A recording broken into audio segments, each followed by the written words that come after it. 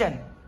Baik, bismillahirrahmanirrahim. Assalamualaikum warahmatullahi wabarakatuh. Waalaikumsalam warahmatullahi wabarakatuh. Kami dari kelompok 3 akan mempresentasikan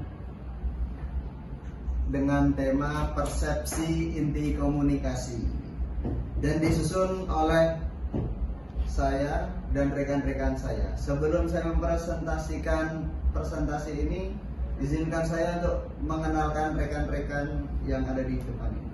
Perkenalkan, saya Muhammad Zaid Rahiman. Perkenalkan, nama saya Cairan Umar Ilyasa. Dan saya Larindi Ayu Kusuma. Baik, itu perkenalan dari kami. Langsung saja untuk rumusan masalah. Rumusan masalah dalam persepsi inti komunikasi itu ada 4. Yang pertama, apa pengertian persepsi inti komunikasi? Yang kedua, bagaimana persepsi inti komunikasi terhadap lingkungan fisik? Yang ketiga, pengertian dan budaya. Dan yang keempat, apa yang dimaksud kekeliruan dan kegagalan persepsi inti komunikasi? Tujuan penelitian yaitu yang pertama, untuk mengetahui lebih dalam tentang persepsi inti komunikasi. Yang kedua, untuk mengetahui bagaimana persepsi inti komunikasi terhadap lingkungan fisik. Yang ketiga, untuk mengetahui lebih dalam tentang persepsi dan budaya. Yang keempat, untuk mengetahui pengertian lebih lanjut mengenai maksud, kekeliruan, dan kegagalan dalam persepsi inti komunikasi. Pengertian persepsi, apa itu persepsi? Persepsi adalah inti komunikasi. Sedangkan penafsiran interpretasi adalah inti persepsi. Yang identik dengan penyandian atau decoding dalam proses komunikasi.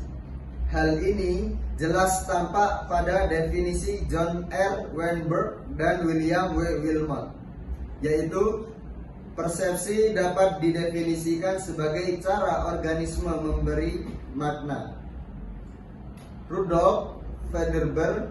Menurut Rudolf Federber, persepsi adalah proses menafsirkan informasi indrawi. Atau menurut J. Cohen, persepsi didefinisikan sebagai interpretasi bermakna atas sensasi sebagai representatif objek eksternal. Persepsi adalah pengetahuan yang tampak mengenai apa yang ada di luar sana. Untuk yang selanjutnya, presentasi akan dijelaskan oleh Saudari Larindi Ayu Kusuma.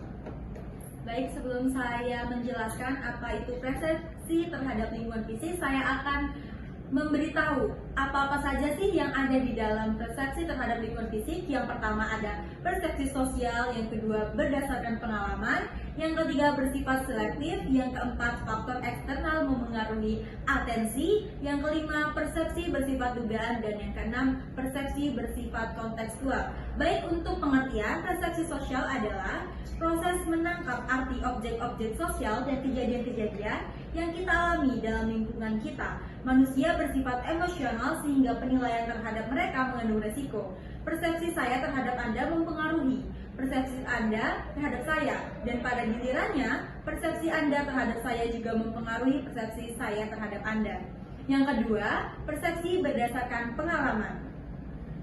Pola-pola perilaku manusia berdasarkan persepsi mereka mengenai realitas atau sosial yang telah dipelajari. Persepsi manusia terhadap seseorang, objek, atau kejadian, dan reaksi mereka terhadap hal-hal itu berdasarkan pengalaman dan pembelajaran masa lalu mereka berkaitan dengan orang, objek, atau kejadian serupa. Cara kita bekerja dan menilai pekerjaan apa yang baik bagi kita, cara kita makan dan menilai makanan apa yang lezat bagi kita, mengukur kecantikan seseorang perempuan, bereaksi terhadap seekor ular, atau merespon kuburan di Indonesia tampak menakutkan sedangkan di barat seperti taman, sangat bergantung pada apa yang telah diajarkan budaya kita mengenai hal-hal itu. Yang ketiga ada persepsi bersifat selektif. Setiap saat Anda diberondong dengan jutaan rangsangan indrawi, bila Anda harus menafsirkan setiap rangsangan tersebut, Anda bisa gila. Kita belajar mengatasi kerumitan ini dengan memperhatikan sedikit saja rangsangan ini. Atensi kita pada suatu rangsangan merupakan faktor utama yang menentukan selektivitas kita atas rangsangan tersebut. Yang keempat, faktor eksternal mengaruhi atensi. Atensi Anda pada suatu objek juga mempengaruhi oleh faktor eksternal, yakni atribut-atribut objek yang persepsi seperti gerakan, atensitas, kontras, kebaruan, dan perulangan objek yang dipersepsi. Setelah itu ada persepsi bersifat dugaan. Oleh karena data yang kita peroleh mengenai objek lewat penginderaan tidak pernah lengkap, persepsi merupakan loncatan langsung pada kesimpulan seperti proses seleksi. Langkah ini dianggap perlu karena kita tidak mungkin memperoleh seperangkat rincian yang lengkap lewat kelima indera kita. Setelah itu ada persepsi bersifat kontekstual. Rangsangan dari luar harus diorganisasikan dari status pengaruh dalam persepsi kita. Konteks merupakan salah satu pengaruh paling kuat ketika kita melihat seseorang, suatu objek atau suatu kejadian. Konteks rangsangan sangat mempengaruhi struktur kognitif, pengharapan, dan oleh karenanya juga persepsi kita. Baik, itulah pengertian dan jenis-jenis dari persepsi terhadap lingkungan fisik. Selanjutnya, C, persepsi sosial budaya yang akan disampaikan oleh Saudara Zahid. Silakan. Baik, selanjutnya saya akan menjelaskan tentang persepsi sosial budaya. Apa itu persepsi sosial budaya?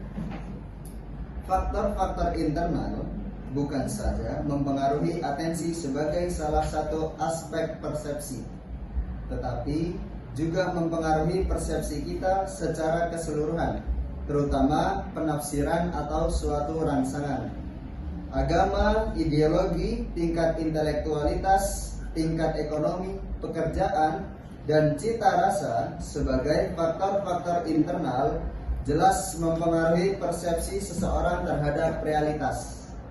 Dengan demikian, persepsi itu terikat oleh budaya kultur atau biasa disebut dengan kultur bond. Bagaimana kita memakai pesan, objek, atau lingkungan bergantung pada sistem nilai yang kita anut. Kelompok-kelompok budaya boleh jadi berbeda dalam mempersepsi kredibilitas. Unsur-unsur budaya dalam persepsi komunikasi ada 6. Yang pertama yaitu kepercayaan atau beliefs, nilai, values, dan sikap, attitudes. Yang kedua, pandangan dunia, world view. Yang ketiga, organisasi, social organization. Yang keempat, tabiat manusia, human nature. Yang kelima, organisasi kegiatan, activity orientation. Yang keenam, persepsi tentang diri dan orang lain atau perception of self and others. Selanjutnya akan dijelaskan oleh Saudara Hairon Umar Ilyasan. Baik, terima kasih atas waktunya. Saya akan membahas tentang kekeliruan dan kegagalan persepsi. Persepsi kita sering tidak cermat. Salah satu penyebabnya adalah asumsi atau pengharapan kita. Kita mempersepsi sesuatu atau seseorang sesuai dengan pengharapan kita. Beberapa bentuk kekeliruan dan kegagalan persepsi tersebut adalah sebagai berikut. 1. Kesalahan atribusi. 2. Prasangka. 3. Efek halo. 4. Gegar budaya. 5. Stereotip. Kesimpulan,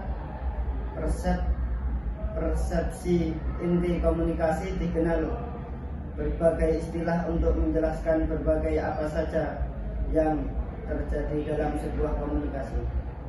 Dalam prakteknya, sangat penting menjadikan persepsi yang kita miliki menjadi inti atau tolak ukur untuk kita dalam berkomunikasi. Pemahaman mengenai semua aspek dalam persepsi seperti worldview atau pandangan dunia, kepercayaan, nilai, konsep diri, dan prasangka haruslah benar-benar menjadi akar untuk melakukan komunikasi. Sekian dari kelompok kami, mungkin itu presentasi yang bisa kami sampaikan. Jika ada kurangnya, kami minta maaf, dan jika ada lebihnya tidak usah dikembalikan karena kami orang yang ikhlas. Cukup sekian dan terima kasih. Wassalamualaikum warahmatullahi wabarakatuh.